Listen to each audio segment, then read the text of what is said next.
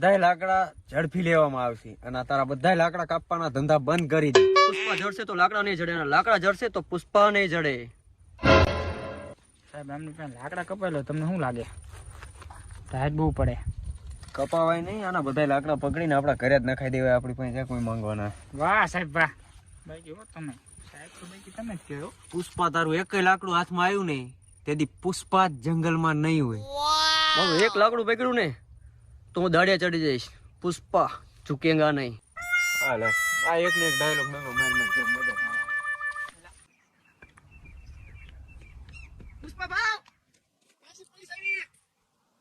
તો બોલે બધા પાછા અહીંયા ઓલા લાકડા હંતાવા જવું પડશે.